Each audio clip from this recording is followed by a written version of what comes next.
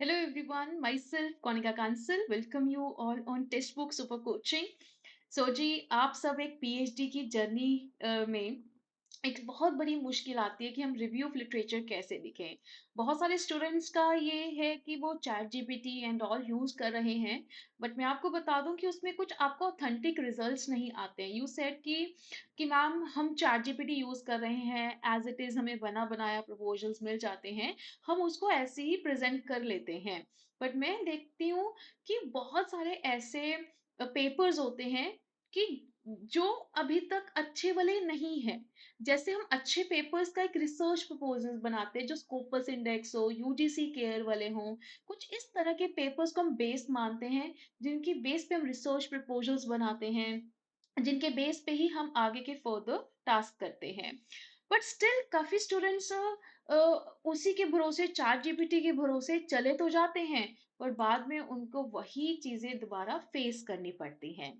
तो इन्हीं जर्नी को थोड़ा आसान बनाने के लिए मैं आपके लिए लेके आई हूँ पीएचडी कॉर्नर सीरीज, जिसमें हम बेस्ट एआई टूल के बारे में जानेंगे। तो आज एक बेस्ट एआई टूल क्या है जो आपका रिव्यू ऑफ लिटरेचर लिखने में आपकी हेल्प करेगा, ठीक है जी। तो उस एआई टूल का नाम है that is paper digest. Okay, अब मैं पेपर डाइजेस्ट को लाइव आपको गूगल पर करके दिखाऊंगी, ताकि कल को आप कभी भी पेपर डाइजेस्ट को यूज करें, आपका वो चीज अच्छी हो। एंड इसमें बहुत ऑथेंटिक पेपर्स आपको मिल जाते हैं। सो ये एक बेस्ट पार्ट इसका क्या है कि ये फ्री भी है और ये पेड भी है, और फ्री में हमें अच्छे रिजल्ट्स मिल जाते हैं, तो हमें पेड लेने की जरूरत नहीं है ना। So let's talk about the paper digest. बहुत क्विक वे में हम इसको जस्ट चेक करेंगे कि एक्चुअल में हम पेपर डाइजेस्ट के लिए कैसे हम इसमें अपने कीवर्ड्स प्रॉम्प्ट लगाएंगे, ताकि हमें वो थोड़ा सा चीजें करनी आसान हो जाएंगी। ओके, सो आपको सभी को एक गूगल स्क्रीन विजिबल हो रही होगी। अब आप इस गूगल स्क्रीन में देखेंगे पेपर डाइजेस्ट। जब आप फिल करते हैं तो जो पहला लिंक आएगा ना, paper digest AI power research platform, आप इस पे क्लिक करिएगा। तो जब आप इस पे क्लिक करते हैं वही सेम विंडो आती है जो मैंने आपको दिखाया था। आपके पास इस पे ऑप्शंस होते हैं, लिटरेचर करना है, एकेडमिक। हम एक लिटरेचर रिव्यू करना चाहते हैं तो हम इसी के ऊपर क्लिक करेंगे। तो जब हमने इसके ऊपर क्लिक करा है, द बेस्ट पार्ट क्या है कि आप यहाँ पे पेपर्स हैं, कोई पेटेंट, कोई ग्रांट्स ऐसे हैं, बट हमारा जो पेपर के रिलेटेड हम फॉलो करेंगे। और अगर आपको पास्ट ईयर्स के चाहिए हैं, लास्ट 5 ईयर्स के चाहिए हैं, आपने जब रिसर्च प्रपोजल्स बनाने हैं, कोशिश करो कि पास्ट 5 ईयर्स का ट्रेंड लें, या फिर थोड़ा पास्ट का ले लें। बट ऑल का मत चूज करना, वो बहुत पुराने 1979 तक के पहुंचा देता है, इतनी हमें जरूरत नहीं होती है। ओके, बट मैं अभी आपको एग्जांपल दे रही हूँ just for the past 5 years के बेस पे। ओके, अब आपको कोई भी कीवर्ड, आपका यहाँ प्रॉम्प्ट का है, जब आप एक रिव्यू ऑफ लिटरेचर लिखते हैं, उसमें आपको क्लैरिटी होनी चाहिए कि हमारा प्रॉम्प्ट के लिए हमें उसका मीनिंग चाहिए, हमें उसकी डेफिनेशन चाहिए है, हमें उनका रिलेशन चाहिए है कि आप किस सेक्टर में वो रिसर्च कर रहे हैं। फॉर एग्जाम्पल, मैं यहाँ पर एक कंज्यूमर बिहेवियर के बारे में लिखना चाहती हूँ। तो पहला मेरे स्टार्टिंग में कंज्यूमर बिहेवियर आएगा। मैंने बोला जो मुझे पास्ट 5 ईयर्स का चाहिए है और पेपर्स चाहिए हैं। तो देखिए, आपका बेस्ट पार्ट क्या है कि लास्ट 5 ईयर्स का इसने हमें बता दिया जी, मैंने ये सोर्सेज यूज करे हैं, यानी कि ये हमारा एक तरह का रेफरेंसेस हमें दिया है, ठीक है जी। और उसके बेस पे हमें उसने कंज्यूमर बिहेवियर का ये कंटेंट दे दिया है। अब ये कंज्यूमर बिहेवियर क्या है, ठीक है जी, वेले ऑनलाइन लाइब्रेरी में उसने क्या बोला है, ऐसा आ गया है। और एक बड़ी बात क्या है कि जब आप इसमें पास्ट ईयर्स में क्लिक करते हैं, उस बेस पे जब आप सर्च करेंगे, आपको और better result with more citations आपको मिलेंगे, विद मोर रेफरेंसेस आपको बेटर वे में मिलेंगे। ओके, सो वो कहते हैं जी हमने ये चीजें यूज करी हैं, तो उसी के बेस पे ये रहा आपका पार्ट की सेवंथ ये है, फर्स्ट में हमने वो रेफरेंस यूज करा है। तो इस तरह से आपको वो मिल गया है। तो आपके पास्ट पेपर्स भी आ जाते हैं, प्लस आपका वो रिव्यू ऑफ लिटरेचर का बेस रेडी है। अब आप सोच रहे हो कि एज इट इज उसको कॉपी पेस्ट करके क्या हम अपने प्रपोजल में लिख सकते हैं? मेरा आंसर रहेगा नो। हम एआई के ऊपर इतना भरोसा नहीं कर सकते जैसे हम किसी अपने पर भी भरोसा नहीं करते हैं। हम एआई को भी अपना नहीं मान सकते हैं।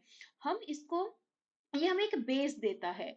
आप इस बेस को क्या करेंगे? कॉपी पेस्ट करेंगे।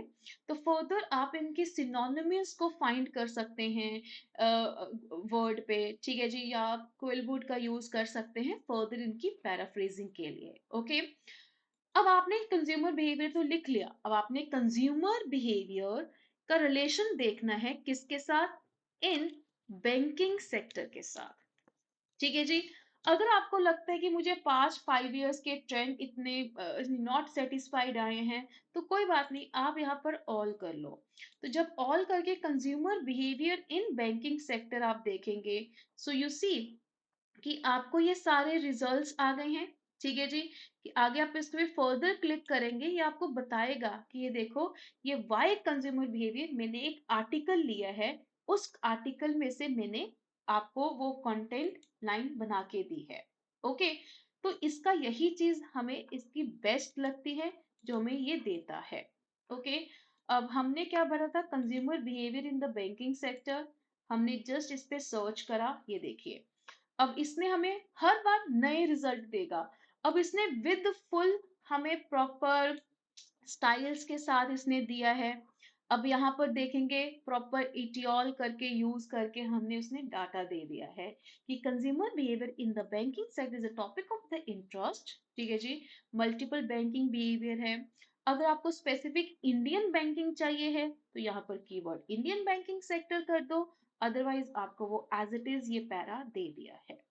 राइट, सो बेस रेडी रहेगा तो आपको पैराफ्रेज कर सकते हैं। तो पैराफ्रेज करने की, जैसे यहाँ पर वर्ड है इन्वेस्टिगेटेड, ठीक है जी, आप इन्वेस्टिगेटेड का सिनोनिमस यूज कर सकते हैं कि दिस पर्सन, ठीक है जी, found that, investigated that, right. तो ऐसे करके थोड़े बहुत वर्ड चेंज कर दो, बेस आपका यही रहेगा। मान लो आपने consumer behaviour in banking sector के साथ साथ आपने कंज्यूमर बिहेवियर के मॉडल्स देखने हैं। ठीक है जी, आपने पूरे मॉडल्स भी यहाँ पर लिखने हैं, तो कोई बात नहीं, मॉडल्स के ऊपर सर्च कर दो। तो मॉडल्स के बेस पे आप उसका आ गया है। ओके, कि ये रहा बेस, राइट। मतलब इसके लिए ना वैसे आपको लॉगिन करना पड़ता है, तो वो आपको बीच में लॉगिन करने के लिए बोल सकता है। तो आप अपनी इसको ईमेल आईडी के साथ कनेक्ट करते हैं, ठीक है जी। तो बस जस्ट आपको एक ईमेल आईडी देनी पड़ती है, तो आप इस बेस पे अपना इसका कनेक्शन कर सकते हैं। तो ईमेल आईडी विद पासवर्ड के साथ भरेंगे। ओके, तो वो चीज़ आपकी हो जाती है। मैं पासवर्ड जरा भूल गई हूँ, राइट, बट आप इसको इस वे में प्रॉम्प्ट देंगे तो वो आपके लिए क्वाइट इजी रहने वाला है। ठीक है जी, क्लियर होगी बच्चे बात? So I hope now you get the clarity कि हमें किस तरह से इन चीज़ों को करना है। पेपर डाइजेस्ट को हमें प्रॉपर वे में यूज करना है, आपका आरओएल लिखना क्या हो जाएगा? आसान हो जाएगा। तो इसी तरह से अगर आप चाहते हैं कि मैं आपके लिए ऐसी और एआई टूल लेके आऊं जो हमारे, चाहे साइटेशंस हैं, पैराफ्रेजिंग है, आपने इवन डायग्राम्स ड्रॉ करनी है, कोई मॉडल्स बनाने हैं, वो भी मैं आपको ज़रूर एआई की टूल से बताना चाहूँगी, ताकि आप घबराए ना पीएचडी करने से। तो आपका पीएचडी को आसान बनाने के लिए मैंने ये सीरीज एक और आपके लिए स्टार्ट करी है। तो आप इस टेलीग्राम ग्रुप को ज्वाइन कर लीजिए, जिसपे आपको फुल मेरे आने वाली वीडियोस के लिंक्स यहाँ पर मिलते रहेंगे। And please guys, don't forget to subscribe this channel, and definitely like तो आपने करना है, क्योंकि ये एक हमें मोटिवेट करता है कि हाँ, आपको इस तरह के सेशंस चाहिए हैं, हम आपके लिए ऐसे और सेशंस लेके आए। यू नो, एआई के ना there is a 60 plus AI tools हैं जो हमारे थीसिस, हमारे रिसर्च प्रपोजल में हेल्प करता है, बट उसमें से कौन सा बेस्ट है, उसमें से कौन सा ऐसा है कि जो फ्री हम यूज कर सकते हैं, कौन सा टूल ऐसा है जो हमें एक्यूरेट रिजल्ट्स दे सकता है, वो हमें यूज करना है। ऐसा नहीं कि हम कोई भी टूल उठाया, चलो जी आजकल चैट जीपीटी चल रहा है, उठाओ बनाओ कर लो, नो, हमें उसका बेस्ट, आपको पता है चैट जीपीटी के अंदर भी कोडिंग्स होती हैं।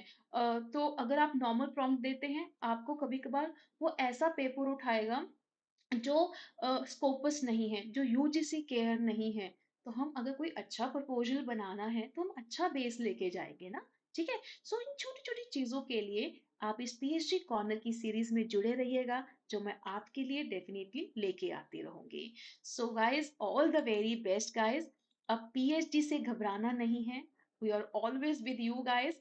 जो भी प्रॉब्लम आती है, इसको भी करने में कोई दिक्कत आई, आप मेरे से जरूर कंसल्ट करें, बट प्लीज लॉग इन जरूर कर लेना अपना ईमेल आई विद पासवर्ड के साथ। ठीक है जी। तो वो आप कुछ टाइम पे, जैसे विद इन 24 आवर्स के बाद आपको दोबारा इसको लॉग इन करना पड़ता है। सो इट्स ओके, तो लॉग इन तो कर सकते हैं ना हम। Okay. So this is the whole for today's part guys, all the very best, thank you.